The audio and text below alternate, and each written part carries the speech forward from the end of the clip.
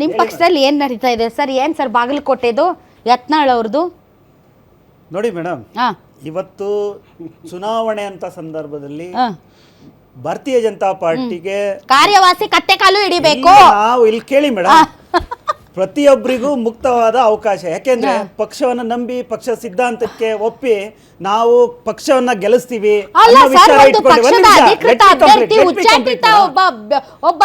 ಒಬ್ಬ ಶಾಸಕನನ್ನ ಯಾವುದೇ ವ್ಯಕ್ತಿಗೆ ಅಂತಂದ್ರೆ ಯಾವುದೇ ವ್ಯಕ್ತಿಗೆ ನಮ್ಮ ಪಕ್ಷ ಗೆಲ್ಲಬೇಕು, ನಮ್ಮ ಪಕ್ಷ ಯಾವತ್ತೂ ಕೂಡ ಸ್ವಾಗತ ಮಾಡಿ ಪ್ರಚಾರ ಮಾಡಬಹುದು, ಓಟ್ ಕೊಡಿಸ್ತೀವಿ, ಓಟ್ ಹಾಕಿಸ್ತೀವಿ ಕೆಲಸ ಮಾಡೋದಕ್ಕೆ ಮುಕ್ತವಾದ ಅವಕಾಶ ಭಾರತೀಯ ಜನತಾ ಪಾರ್ಟಿ ಇದೆ, ಯಾವಾಗ್ಲೂ ಇರುತ್ತೆ.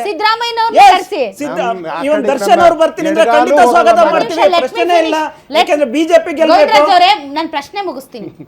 ಬಾಗಲಕೋಟೆಯ ಬಿಜೆಪಿ ಅಭ್ಯರ್ಥಿ ಚರಂತಿ ಮಠ್ ಅವರು ಒಬ್ಬ ಉಚ್ಚಟಿತ ಶಾಸಕರನ್ನ ಕರೆಸಿ ತಮ್ಮ ಚುನಾವಣಾ ಪ್ರಚಾರ ಕಾರ್ಯದಲ್ಲಿ ತೊಡಗಿಸಿಕೊಳ್ತಾರೆ. ಬಸವನಗೌಡ ಪಾಟೀಲ್ ಯತ್ನಾಳ್ರು ಬಂದು ಚರಂತಿ ಮಠ ಅವರ ಪರವಾಗಿ ಅಲ್ಲಿ ಪ್ರಚಾರವನ್ನ ನಡೆಸ್ತಾರೆ. ಆದ್ರೆ ಸ್ವತಃ ಪಕ್ಷದ ರಾಜ್ಯಾಧ್ಯಕ್ಷರಿಗೆ ಇದ್ರ ಬಗ್ಗೆ ಗಂಧ ಗಾಳಿ ಗೊತ್ತಿಲ್ಲ. ಕೊನೆಗೆ ಅನಿವಾರ್ಯವಾಗಿ ಯಡಿಯೂರಪ್ಪನವ್ರನ್ನ ಕರ್ಕೊಂಡ್ಬಂದು ಬಾಗಲಕೋಟೆಯಲ್ಲಿ ಪ್ರಚಾರ ಮಾಡಿಸ್ಬೇಕಾಗತ್ತೆ ರಾಜ್ಯಾಧ್ಯಕ್ಷರು. ಬಂದವ್ರು ಏನ್ ಹೆಲ್ಪ್ ಮಾಡಿದ್ರ? ಸಾಬ್ರ ಯಾರು ನಮ್ಗೆ ಓಟೆ ಹಾಕ್ಬೇಡ್ರಿ ಅಂತ ಹೇಳೋಬಿಟ್ರು. ಏನ್ ನಡೀತಾ ಇದೆ ನಿಮ್ ಪಕ್ಷದಲ್ಲಿ? ಹೇಳೋರ್ ಕೆಲವ್ರು ಯಾರು ಇಲ್ಲ. ಯಡಿಯೂರಪ್ಪನವರು ನಮ್ಮ ಸರ್ವೋತ್ತಮ ನಾಯಕರು, ಆಯ್ತಾ? ಈಗ ಯತ್ನಾಳ್ ಅವರು ಅವರೇ ಸ್ವತಃವಾಗಿ ನಾನು ಬರ್ತೀನಿ, ಚುನಾವಣೆ ಪ್ರಚಾರ ಮಾಡ್ತೀನಿ, ಬಿಜೆಪಿ ಓಟ್ ಹಾಕಿ ಅಂತ ಕೇಳ್ಕೊಂತೀನಿ ಅಂದಾಗ ಒಬ್ಬ ವ್ಯಕ್ತಿಯಾಗಿ ಯಾವುದೇ ವ್ಯಕ್ತಿ ಬಂದು ಸ್ವಾಗತ ಇರುತ್ತೆ ಮೇಡಮ್. ಒಬ್ಬ ಸಾಮಾನ್ಯ ಕಾರ್ಯಕರ್ತರಿಗೂ ಭಾರತೀಯ ಜನತಾ ಪಾರ್ಟಿ ಬಾಗ್ಲು ಓಪನ್ ಇರುತ್ತೆ. ಪಕ್ಷದ ಸಿದ್ಧಾಂತವನ್ನ ಒಪ್ಪಿ ಚುನಾವಣೆ ಪ್ರಚಾರ ಮಾಡ್ತೀನಿ, ಪಕ್ಷಕ್ಕೋಸ್ಕರ ಕೆಲಸ ಮಾಡ್ತೀನಿ ಅಂದ್ರೆ ಎಲ್ರಿಗೂ ಸ್ವಾಗತ ಇರುತ್ತೆ, ಅದ್ರ ಪ್ರಶ್ನೆನೇ ಇಲ್ಲ. ಯಾರು ಬೇಕಾದ್ರೂ ಪಕ್ಷದ ಸಿದ್ಧಾಂತವನ್ನು ಒಪ್ಪಿ ಪಕ್ಷಕ್ಕೆ ಕೆಲಸ ಮಾಡ್ತೀನಿ, ನಾನು ಯಾವಾಗ ನಿರಂತರವಾಗಿ ಕಾರ್ಯಕರ್ತರ ಕೆಲಸ ಮಾಡ್ತೀನಿ ಅವ್ರಿಗೆ ಸ್ವಾಗತ ಇದ್ದೇ ಇರುತ್ತೆ, ಅದ್ರ ಪ್ರಶ್ನೆನೇ ಇಲ್ಲ ಮೇಡಮ್. ಪಕ್ಷದ ಒಂದ್ ನಿಮಿಷ, ಖಂಡಿತ ಒಳ್ಳೆ ಪ್ರಶ್ನೆ ಕೇಳಿದ್ರೆ ಕೇಳಿಸ್ಕೊಳ್ಳಿ. ಪಕ್ಷದ ವಿಚಾರಗಳು ಕೆಲವೊಂದ್ಸರಿ ಅವ್ರಿಗೆ ಸರಿ ಇಲ್ಲ ಅಂದಾಗ ನೇರವಾಗಿ ಮಾತಾಡಿದ ಪಕ್ಷ ಉಚ್ಚಾಟನೆ ಮಾಡುತ್ತೆ, ಅವಕಾಶನ ಕೊಡುತ್ತೆ. ಕೇಳಿಸ್ಕೊಳ್ಳಿ ಮೇಡಮ್, ಉಚ್ಚಾಟನೆ ಮಾಡುತ್ತೆ, ಅವಕಾಶನ ಕೊಡುತ್ತೆ. ಅದು ಅವ್ರಿಗೆ ಗೊತ್ತಿರ್ಬೇಕು ಯಾವ ಸಂದರ್ಭದಲ್ಲಿ ನಾವು ಯಾವ ರೀತಿ ನಡ್ಕೋಬೇಕು ಅಂತ ಹೇಳ್ಬಿಟ್ಟು. ಮುಂದಿನಲ್ಲಿ ಅಲ್ಲ ಅನುಭವ ಆಗಿದೆಯಲ್ವ, ನಡ್ಕೊಳ್ತಾರೆ. ಬಾಗಲಕೋಟೆ ಕ್ರೆಡಿಟ್ ಯಾರಿಗೆ? ಪಕ್ಷಕ್ಕೆ ಮೇಡಮ್. ಬಸವನಗೌಡ ಪಾಟೀಲ್ ಪಕ್ಷದ ಗೆಲುವು, ಪಕ್ಷದ ಗೆಲುವು, ಪಕ್ಷದ ಗೆಲುವು. ಯಾವತ್ತು ಬಿಜೆಪಿ ಪಕ್ಷವಾಗೇ ಇರುತ್ತೆ, ಪಕ್ಷದಲ್ಲಿ ನಮ್ಮಂತ ಕಾರ್ಯಕರ್ತರು ಕೆಲಸ ಮಾಡ್ತೀವಿ. ಅದೇ ರೀತಿ ಇವತ್ತು ಯತ್ನಾಳ್ ಇರ್ಬೋದು, ಇನ್ನೊಬ್ರು ಇರ್ಬೋದು, ಮತ್ತೊಬ್ರು ಇರ್ಬೋದು, ಎಲ್ಲರೂ ಕೂಡ ಕಾರ್ಯಕರ್ತರೆ.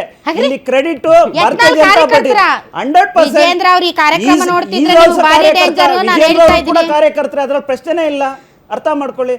ನೀವಿವತ್ತು ಭಾರತೀಯ ಜನತಾ ಪಾರ್ಟಿ ಅಭೂತಪೂರ್ವವಾಗಿ ಇವತ್ತು ಇಡೀ ದೇಶದಲ್ಲಿ ಕಾಣಿಸ್ತಾ ಇರೋದ್ರಿಂದ ಖಂಡಿತವಾಗ್ಲೂ ಇಂಥ ಕಾಂಗ್ರೆಸ್ನವ್ರಿಗೆ ಅವಾಗ ಈ ರೀತಿಯಾದ ಹೇಳಿಕೆಗಳು ಬರ್ತಾ ಇರ್ತವೆ. ನಾವು ಅದ್ರ ಬಗ್ಗೆ ತಲೆ ಕೆಡ್ಸ್ಕೊಂತಲ್ಲ. ನಮ್ಮ ಉದ್ದೇಶ ಇರ್ತಕ್ಕಂಥದ್ದು ದೇಶ ಅಭಿವೃದ್ಧಿ ಆಗಬೇಕು, ಜನರಿಗೆ ಒಳ್ಳೆ ವ್ಯವಸ್ಥೆಗಳಾಗಬೇಕು, ಫಲಾನುಭವಿಗಳಿಗೆ ಒಳ್ಳೆ ಅನುಕೂಲ ಆಗಬೇಕು ಅನ್ನೋ. ದಾವಣಗೆರೆ ದಕ್ಷಿಣದಲ್ಲಿ ನಿಮ್ಗೆ ಅಲ್ಪಸಂಖ್ಯಾತರ ಮತ ಬಿದ್ದಿರುತ್ತೆ ಅನ್ನೋ ಕಾನ್ಫಿಡೆನ್ಸ್ ಇದೆಯಾ? ಖಂಡಿತ ಇದೆ. ಸರ್, ಬಾಗಲಕೋಟೆಯಲ್ಲಿ ನಮ್ಗೆ ಸಾಬ್ ರೋಟ್ ಬ್ಯಾಡ್ ಅಂದವರು ದಾವಣಗೆರೆ ದಕ್ಷಿಣದಲ್ಲಿ ಬೀಳುತ್ತೆ ಅಂತ ಹೆಂಗೆ ಹೇಳ್ತೀರಿ? ಇಡೀ ದೇಶದಲ್ಲಿ ಕಾಂಗ್ರೆಸ್ ಹೆಂಗೆ ಜನರ ವಿಶ್ವಾಸ ಕಳ್ಕೊಂಡಿದೆ, ಅದೇ ರೀತಿ ಇವತ್ತು ಮುಸ್ಲಿಮರಿಗೂ ಅನಿಸ್ತಾ ಇದೆ. ಇವತ್ತು ಕಾಂಗ್ರೆಸ್ ಬಗ್ಗೆ ವಿಶ್ವಾಸ ಇಲ್ಲ. ನಾವ್ ಹೇಳಿರ್ತಕ್ಕಂಥದ್ದಲ್ಲ, ಕಾಂಗ್ರೆಸ್ಸಿನ ಮುಸ್ಲಿಂ ನಾಯಕರುಗಳು ಇವತ್ತು ಮುಸ್ಲಿಮರು ಕೂಡ ಅನಿಸ್ತಾ ಇದೆ ಭಾರತೀಯ ಜನತಾ ಪಾರ್ಟಿ ಜೊತೆ ನಿಲ್ಬೇಕು, ಹೋಗ್ಬೇಕು. ಅಲ್ಲ, ನಾನು ಹೇಳ್ತಾ ಇದ್ದೀನಿ, if it is the case, ಇವಾಗ ಅಲ್ಪಸಂಖ್ಯಾತರಿಗೆ ಎಸ್ಪೆಷಲಿ ಮುಸಲ್ಮಾನರಿಗೆ ಈಗ ಕಾಂಗ್ರೆಸ್ ನಿಂದ ನಮ್ಗೆ ಉದ್ಧಾರ ಆಗೋದಿಲ್ಲ, ಅವ್ರು ನಮ್ಮನ್ನು ಬಳಸಿ ಟಿಶ್ಯೂ ಪೇಪರ್ ತರ ಒಗಿತಿದ್ದಾರೆ. ಹೀಗಾಗಿ ನಮ್ಮ ಚಾಯ್ಸ್ ಇಸ್ ಬಿಜೆಪಿ ಅನ್ನೋದಾದ್ರೆ, ನೀವು ಶ್ರೀನಿವಾಸ್ ದಾಸ್ಕರಿಯಪ್ಪ ಅವರು ಮುಸಲ್ಮಾನ್ ಏರಿಯಾದಲ್ಲಿ ಹುಟ್ಟು ಬೆಳೆದವರು, ಹೀಗಾಗಿ ಅವ್ರಿಗೆ ಯಾವುದೇ ರೀತಿಯಂತ ವಿರೋಧ ಇಲ್ಲ. ಅವರು ಕೂಡ ಎಲ್ಲ ಅಲ್ಪಸಂಖ್ಯಾತರ ಮನೆಗೆ ಹೋಗಿ ಪ್ರಚಾರ ನಡೆಸಿದ್ರು. ಸೊ ಅಲ್ಪಸಂಖ್ಯಾತರು ನಿಮ್ ಕಡೆ ಬರ್ಬೇಕು ಅನ್ನೋದಾದ್ರೆ ಬಾಗಲಕೋಟೆಯಲ್ಲಿ ಅಲ್ಪಸಂಖ್ಯಾತರ ಮತಾನೇ ಬೇಡ, ನಮ್ಗೆ ಸಾಬ್ರ ಓಟ್ ಬೇಡ ಅಂತ ಇಟ್ಕೊಂಡಿಲ್ವಲ್ಲ, ಯಾರು ಬೇಡ ಅಂತ ಯಾವತ್ತೂ ಇಟ್ಕೊಂಡಿರ್ತಕ್ಕಂಥದ್ದು ನಿಮ್ ಕಾರ್ಯಕರ್ತರಲ್ರಿ. ನಮ್ ಕಾರ್ಯಕರ್ತರು ಅಂತ ಅದನ್ನೇ ನೀವು ಈಗ ಕಾರ್ಯಕರ್ತರ ಮೇಲೆ ಅವ್ರ ಮಾತಿಗೆ ಯು ಶುಡ್ ಓ ಇಟ್. ಅಲ್ಲಲ್ಲ, ಒಂದ್ ನಿಮಿಷ ಕೇಳಿಸ್ಕೊಳ್ಳಿ ಮ್ಯಾಮ್. ಇವತ್ತು ಭಾರತೀಯ ಜನತಾ ಪಾರ್ಟಿ ಮೇಲೆ ವಿಶ್ವಾಸ ಇಟ್ಟು ಯಾರು ಬೇಕಾದ್ರೂ ಬರ್ತೀವಿ ಅನ್ನೋರಿಗೆ ಖಂಡಿತ ಮುಕ್ತವಾದ ಅವಕಾಶ ಇದೆ ಅಂತ ನಾನು ಹೇಳ್ತಾ ಇದ್ದೀನಿ. ಅದೇ ರೀತಿ ಇವತ್ತು ಮಾತಾಡಿದ್ರು ಕೂಡ ಬಾಯಿ ಮುಚ್ಕೊಂಡಿರ್ತೀರ ಅಂದಂಗ ಆಯ್ತು. ಯಾರು ಬಾಯಿ ಬಂದಂಗ್ ಮಾತಾಡಿದ್ರೆ ಅದಕ್ಕೆ ಪನಿಷ್ಮೆಂಟ್ ಏನಂದ್ರೆ ಆಲ್ರೆಡಿ ನೀವು ನೋಡಿದೀರಾ.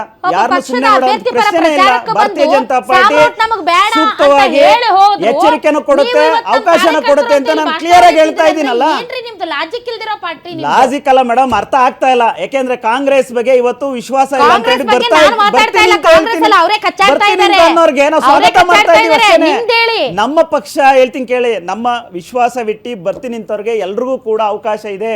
ಅದೇ ರೀತಿ ಇವತ್ತು ದಾವಣಗೆರೆಯಲ್ಲೂ ಕೂಡ ನಾವು ಬರ್ತೀವಿ ಅಂತ ಹೇಳಿ ಪಕ್ಷದ ಜೊತೆ ನಿಲ್ತೀವಿ, ನಾವು ಮತವನ್ನು ಕೊಡ್ತೀವಿ ಅಂತ ಹೇಳ್ಬಿಟ್ಟು ಅನ್ಸಕ್ ಸ್ಟಾರ್ಟ್ ಆಗಿದೆಯಲ್ಲ, ಅದು ಇರ್ತಕ್ಕಂಥ ಪ್ರಶ್ನೆ.